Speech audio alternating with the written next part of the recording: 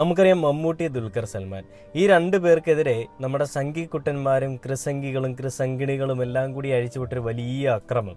ആ അക്രമം ഏത് രീതിയിലാണ് പൊയ്ക്കൊണ്ടിരുന്നതെന്നും ആ അക്രമത്തിന് പിന്നാലെ ഇപ്പോൾ എവിടെയാണ് എത്തി നിൽക്കുന്നതെന്നുമുള്ള വാർത്തകളെല്ലാം നമ്മൾ ചർച്ച ചെയ്താണ്. എല്ലാ കാര്യങ്ങളെപ്പറ്റി നിങ്ങൾക്ക് എല്ലാവർക്കും അറിയാം. എന്നാൽ ഇന്ന് മമ്മൂട്ടിക്ക് കേന്ദ്രം പണി കൊടുത്തെങ്കിൽ മോഹൻലാലിന് കേരളം പണി കൊടുത്തൊരു കാഴ്ചയാണ് നമ്മൾ കാണുന്നത്. എങ്ങനെയാണ് മോഹൻലാൽ മമ്മൂട്ടിയുടെ വിഷയം വന്ന സമയത്ത് കമാന്നൊരക്ഷരം മിണ്ടാതെ ഇരിക്കുന്ന ഒരു സാഹചര്യം നമ്മൾ കണ്ടതാണ്. നമ്മൾ ചർച്ച ചെയ്തപ്പോൾ പല ആളുകളും എന്നെ പൊങ്കാലിടാനായിട്ട് വന്നതാണ്. എന്തുകൊണ്ടാണ് മോഹൻലാലിനെ അങ്ങനെ പറഞ്ഞു? മോഹൻലാലും മമ്മൂട്ടിയും തമ്മിൽ വലിയ ബന്ധമാണെന്ന് പല ആളുകളും പറഞ്ഞു. ഞാൻ അവിടെ എടുത്തു ചോദിച്ചൊരു കാര്യം, മമ്മൂട്ടിയെ സ്വന്തം ജ്യേഷ്ഠ സഹോദരനായിട്ട് കാണുന്ന, സഹോദര തുല്യനായിട്ട് കാണുന്ന മോഹൻലാൽ എന്തുകൊണ്ട് മമ്മൂട്ടിക്ക് ഇങ്ങനൊരു ബുദ്ധിമുട്ട് വന്നപ്പോൾ എന്തുകൊണ്ട് മമ്മൂട്ടിക്കെതിരെ ഈ രീതിയിൽ കേന്ദ്രങ്ങൾ അല്ലെങ്കിൽ കേന്ദ്ര സർക്കാരിൽ ഇരിക്കുന്ന സംഘിമിത്രങ്ങൾ വലിയ രീതിയിലുള്ള ഒരു ആരോപണങ്ങൾ അഴിച്ചു വിട്ടപ്പോൾ കമാന്നൊരക്ഷരം മിണ്ടാഞ്ഞതിന്റെ കാരണം എന്താണ്?